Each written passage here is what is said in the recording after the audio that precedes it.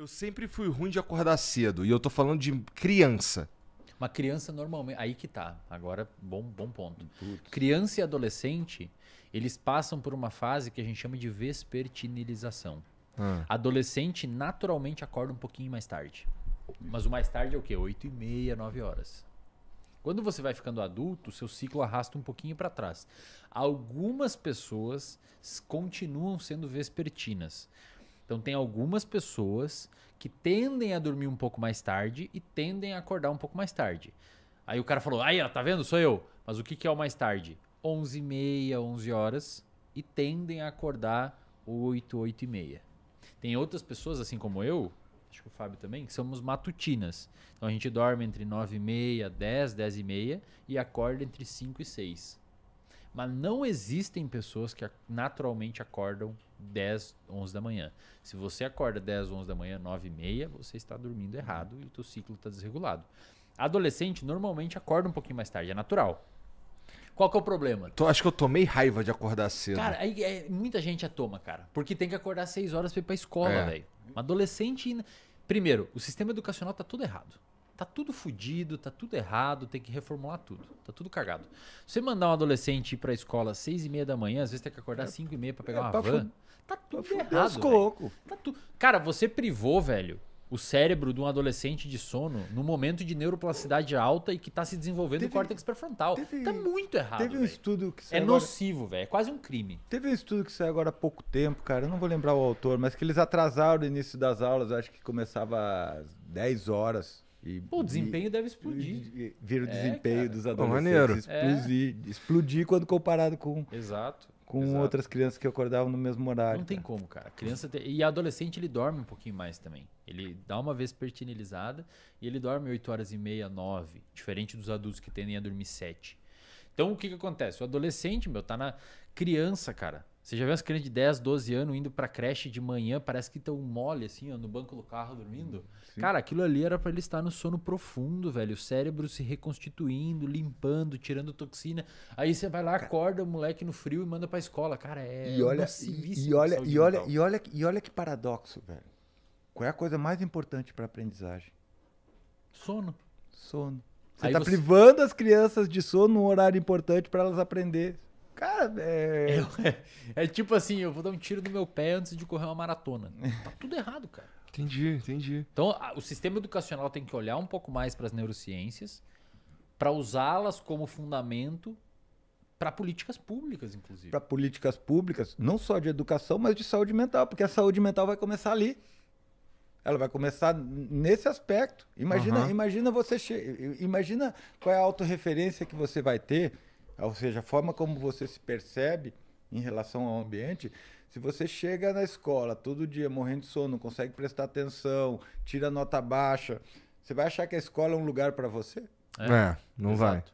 E às vezes, por você estar privado de sono no seu pré-frontal, que já não é bom, já não está desenvolvido, porque termina nos 20 e poucos, tá mais desligado, você começa a ficar mais impulsivo, às vezes mais agressivo e começa a praticar bullying ou zoar todo mundo. Desconta de outra forma. Até porque nessa idade você está socialmente muito orientado. Você está com uma sensibilidade social muito grande. Porque é uma época onde você tem um aprendizado social muito intenso. Final da terceira infância, começo da adolescência ali, você é hipersensível socialmente, né?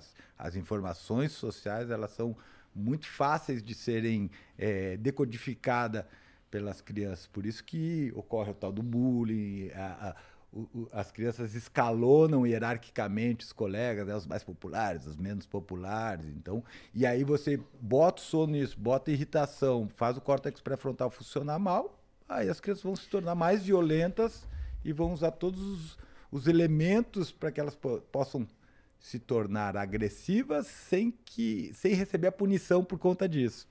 Certo? Por isso que o bullying é tão difícil de combater. Cara, se a galera olhasse um pouco mais para as neurociências, algumas reformas iriam precisar. Por exemplo, um outro estudo, tem vários estudos na realidade mostrando que regiões que têm mais programas culturais como teatro, shopping, cinema e praça e principalmente academias públicas, em média, essas regiões, em média, tendem a ter menor criminalidade e menor faixa de diagnóstico de ansiedade e depressão. Porque você enriqueceu o ambiente. Você botou exercício físico, botou cultura, botou novos objetos. E Sério, cara, eu achava que era a liberação de armas que melhorava e isso. menor uso de drogas. Menor uso de drogas. Interessante. Se eu botar um rato numa gaiola, olha que legal, se eu botar um rato numa gaiola e colocar uma mamadeirinha onde tem cocaína com água. Um bebedor com cocaína. E um sem. E deixar o rato isolado socialmente. Só ele, isolado ali. Ele tende a usar mais cocaína do que água. Se eu botar um companheirinho, ele já diminui o uso de cocaína, porque tem alguém junto com ele. Se eu botar uma fêmea, diminui menos, mais ainda, porque ele tem uma fêmea. A cocaína já não é tão interessante quando tem uma fêmea junto, que você pode acasalar. Se eu coloco uma rodinha de correr, eles adoram correr em rodinha de correr, rato e camundongo, ele usa menos ainda a droga. Quanto mais, se eu boto Lego e boto um lugar para ele fazer ninho, ele diminui ainda mais o uso de droga. Quanto mais estimulado o ambiente... enriquece o ambiente dele, bota amiguinho, dá novas possibilidades, ele tende a usar menos, a droga é menos atrativa. Se eu boto ele ali sozinho e começo a dar choque na patinha dele, ele usa mais droga do que só se estivesse sozinho. Porque como ele tá sofrendo, ele vai mais pra droga, é meio que tem, cara. Então você olha muitas vezes pra periferia, você olha muitas vezes pra... Cara, muitas vezes era o que sobrou pra aquela pessoa ir pras drogas. Aí quando você começa a implementar... Ela não foi pras drogas, empurraram ela pra droga. É o que sobrou, tá ligado? Principalmente se existe um aspecto social naquilo ali. Ele ganha uma relevância no meio dele, estando naquele contexto. Deixa eu fazer uma observação, cara. Eu costumo pensar na droga não como a doença, mas como um sintoma. Perfeito. A droga é um sintoma.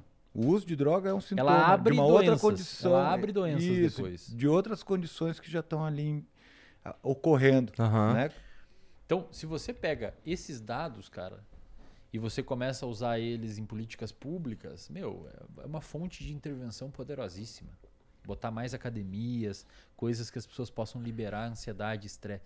Claro que não vai resolver. Óbvio que não vai resolver. Mas provavelmente dilui. Então aquele rato na gaiola, ele ainda usava droga, mesmo com a rodinha de correr, mas muito menos do que o que só tomava choque. E isso não é só com ratos, com primatas também. Com macacos também. Com primatas, as relações sociais, a rede de apoio é um preditor e a situação hierárquica que esse animal está dentro do grupo deles é um preditor do uso de drogas.